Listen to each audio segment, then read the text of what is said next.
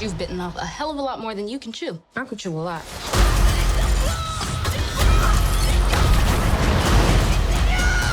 So I really want to start with congrats. I have so many things I want to talk to you guys about, but I think everyone after episode 6 is going to be like, how did you guys decide on Mephisto as being the big bad?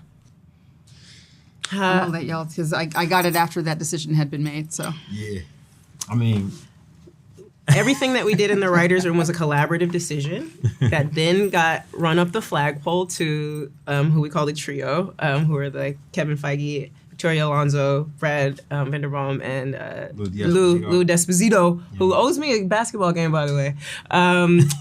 We ran up our ideas for who the big bad should be in the show, and collaboratively, like most of the things in the writer's room, we actually exited with Mephisto. We came in with a different big bad. Mephisto was a plus from our executives. Oh, can you share what the original one was, or you don't want to say? No, I cannot. Okay, say no more. So how did you end up with Sacha? Because he, fantastic. Oh, that was me saying something out loud that I thought, okay, I'm going to tell him who I think would be great, and then when they say he's not available or costs too much or whatever, then we'll get to a list of who we can actually get. Yeah. And I was like, I think Sacha Baron Cohen would be perfect for this role. To me, he has the cheek that you need for the role, but also, I mean, we see him in some of his dramatic stuff. He can be scary, and I think Mephisto needs to be scary. And he said yes, and I was like, what? This is great. And he was an amazingly collaborative partner.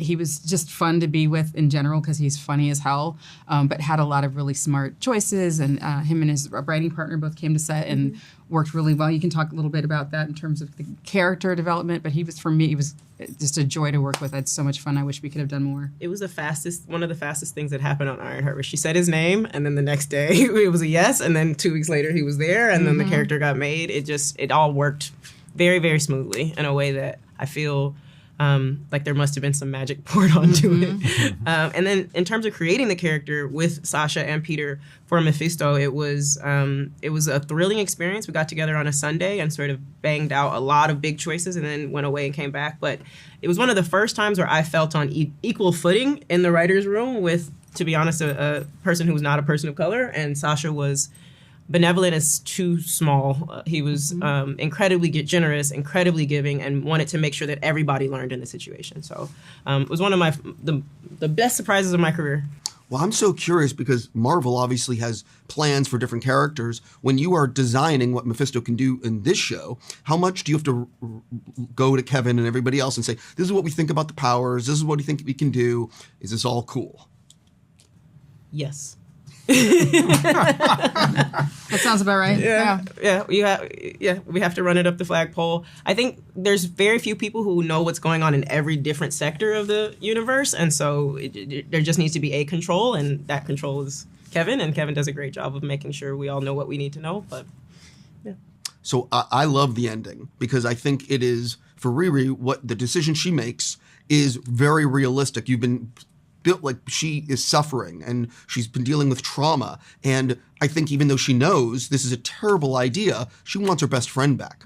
But so can you sort of talk about the decision of what she does? And also, because you're ending the whole thing on a cliffhanger, including what's going on with Hood, like how much were you thinking about how much have you thought about where can we go from here? And how much was it sort of like, let's just plant these seeds and let's hope we get to do another season?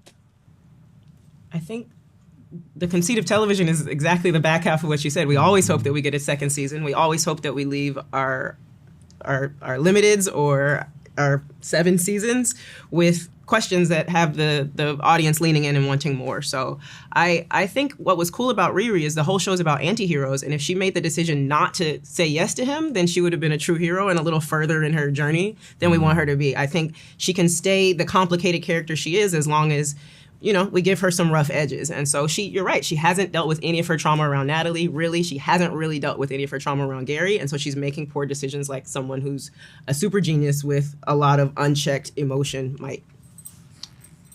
I actually like how informed her decision is, though. Mm-hmm. Like, yeah. Say more. No, I love it. It's an informed decision. Yeah. You know what I mean? Like, she sees Hood at his worst. Mm-hmm. She sees what a deal with this guy looks like, and she still does it for her friend. So I just take like, you know, you learn just how much she loves this person. You know, so I find it quite. It's one of the more interesting things we've seen somebody doing in MCU. And that's hard because it's been like a lot of these, a lot of movies, a lot of shows, and it's an interesting, like a very interesting form of sacrifice that can only happen in this story with these characters. So I thought it was just in a great way to introduce an incredibly powerful character from publishing, because you meet Mephisto via this deal, which I think is really cool. We have fun with it. Yeah. I have to stop because I'm out of time. I'm just going to say I really do hope that audiences tune in because I do want to see where you go from here. Thank you so Thank much. you so much. Always good to see you.